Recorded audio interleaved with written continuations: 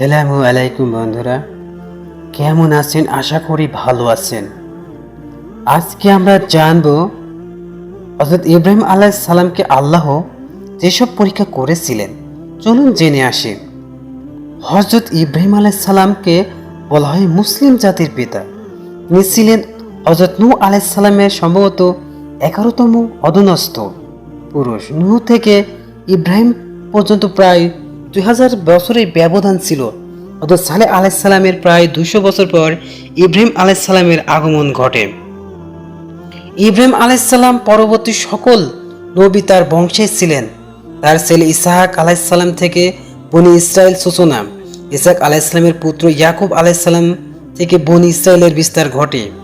অপরদিকে হযরত ইব্রাহিম আলাইহিস সালাম এর আরেক ছেলে ইসমাইল আলাইহিস সালামের বংশে জন্ম নিয়েছিলেন সাইয়েদুনা হযরত মুহাম্মদ সাল্লাল্লাহু আলাইহি সাল্লাম, যাকে আল্লাহ তাআলা কিয়ামত পর্যন্ত পৃথিবীর আগমনকারী সকল মানুষের হেদায়েতের জন্য নির্বাচন করেছেন এবং তাকে খাতামুন নাবিয়িন ও সর্বশেষ নবী হিসাবে ঘোষণা করেছেন। ইব্রাহিম আলাইহিস সালামকে আল্লাহ তাআলা বেশ কিছু পরীক্ষা করেছিলেন। তিনি প্রত্যেক পরীক্ষায় উত্তীর্ণ হয়েছেন এবং আল্লাহ তাআলার খলিল ও খলিলুল্লাহ উপাধি পেয়েছেন।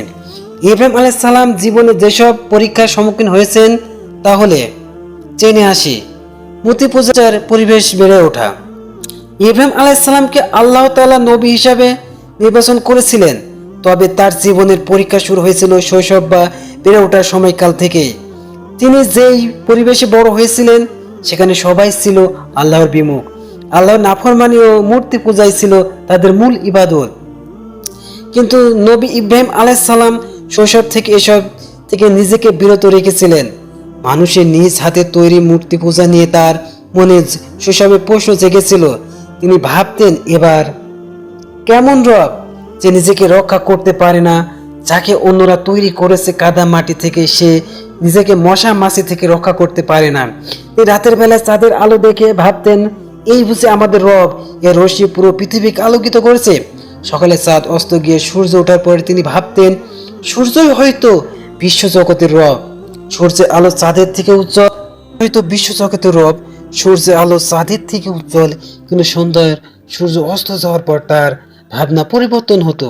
তিনি ভাবতেন, এই সূর্য আমাদের রব, ওর ক্ষমতা রাখে না, সে নিজেও তো অস্ত যায়। নিশ্চয় এমন কেউ আছে যিনি এই পুরো জগতের পরিচালনা করেছেন এবং সবকিছু তার আদেশ মেনে চলেছে। এভাবে একটি ক্ষুধা বিরোধী পরিবেশে বেড়ে উঠেও আল্লাহ তাআলার পরিচয় খুঁজে পেয়েছিলেন হযরত ইব্রাহিম আলাইহিস সালাম। মূর্তির বিরোধিতা। আল্লাহ তাআলা ইব্রাহিম আলাইহিস সালামকে তার জাতির হেদায়েতের জন্য নির্ধারণ করেছিলেন। ইব্রাহিম আলাইহিস সালাম নিজ সম্প্রদায়ে মা বাবা সবাইকে আল্লাহর একত্ববাদের প্রতি আহ্বান করলেন, কিন্তু তারা তার কথা মানল না, নাফরমানিতে লিপ্ত থাকত। ইব্রাহিম আলাইহিস সালাম তাদের বোঝানোর চেষ্টা করলেন, সেই মূর্তিকে অন্য কেউ তৈরি করে এবং নিজের গায়ে বসা ক্ষুদ্র মাছও সরাতে পারে না, সে কিভাবে মানুষের ক্ষুধা হয়। কিন্তু তারা কেউ তার কথা মানল না। একদিন ইব্রাহিম আলাইহিস সালামের সম্প্রদায় লোকজন এক মেলায় গেল। এই সময় তিনি তাদের মূর্তি পূজার আড়সতা বোঝানোর জন্য মূর্তিগুলো ভেঙে ফেললেন। সম্প্রদায়ের লোকজন ফিরে এসে যখন মূর্তিগুলোকে ভাঙা দেখতে পেল, তারা বলল, নিশ্চয় ইব্রাহিমের এই কাজ করেছে। সবসময় আমাদের মূর্তির বিরোধিতার কথা বলে। নমরুদ কর্তৃক আগুনে নিক্ষেপ। এসব দেখে তারা রেগে গেল এবং ইব্রাহিম আলাইহিস সালামকে এমন শাস্তি দেওয়ার সিদ্ধান্ত নিল যার পর আর কেউ যেন মূর্তির বিরোধিতা সাহস না করে। ইব্রাহিম আলাইহিস সালামের বিষয়ে সিদ্ধান্ত নেওয়া তার ভার তার তৎকালীন রাষ্ট্রপ্রধান নমরুদের উপর ছেড়ে দিল। নমরুদ ইব্রাহিম আলাইহিস সালামকে জীবন্ত আগুনে পুড়িয়ে মারার নির্দেশ দিল। বিশাল অগ্নিকাণ্ডে ফেলে দেওয়া হলো ইব্রাহিম আলাইহিস সালামকে, কিন্তু আল্লাহ তাআলার নির্দেশে সে আগুন খলিলুল্লাহ ইব্রাহিম আলাইহিস সালামের জন্য প্রশান্তির জায়গায় পরিণত হলো। স্ত্রী সন্তানকে নির্জন মরুভূমিতে রেখে আসার আদেশ। এরপর নিজ সম্প্রদায়ের লোকজন থেকে হিজরত করে তিনি শাম বা সিরিয়া অন্তর্গত বাইতুল মুকাদ্দাসের অদূরে কেনআন নামক স্থানে হিজরত করেন। আল্লাহ তাআলা তাকে বৃদ্ধ বয়সে স্ত্রী হাজরার গর্ভে থেকে সন্তান হিসেবে হযরত ইসমাইল আলাইহিস সালামকে দান করেন। পুত্র সন্তানের পিতা হওয়ার পর আরেক মহান পরীক্ষার সম্মুখীন হন তিনি। আল্লাহ তাআলা তার স্ত্রী ও দুধের শিশুকে নির্জন মরুভূমিতে রেখে আসার নির্দেশ দেন।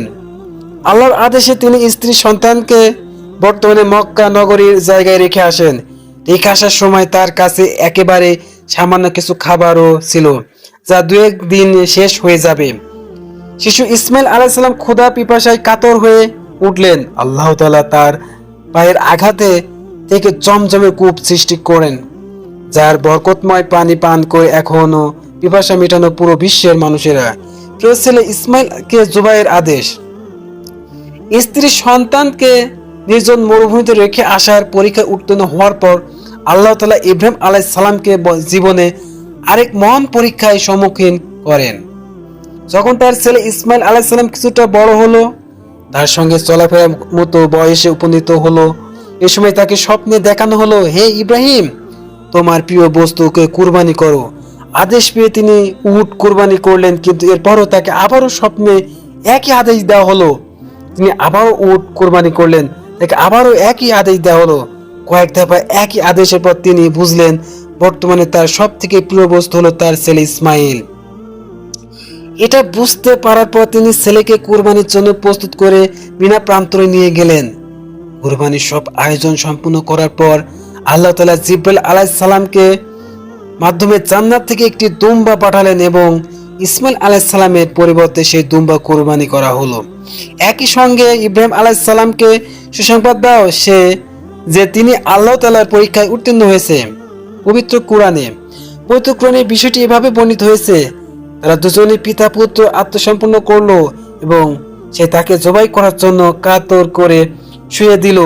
তখন আমি তাকে ডাক দিয়ে বললাম, হে ইব্রাহিম, তুমি তোমার স্বপ্নকে সত্য প্রমাণ করেছো।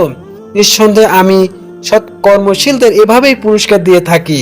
এটা ছিল তাদের উভয়ের জন্য একটা সুস্পষ্ট পরীক্ষা। আমি ছেলের পরিবর্তে একটি বড় কুরবানির বস্তু তাকে দান করলাম। অনাগত মানুষের মাঝে এভাবেই তার স্মরণকে আমি অব্যাহত রেখে দিলাম। আসসালামু আলাইকুম বন্ধুরা।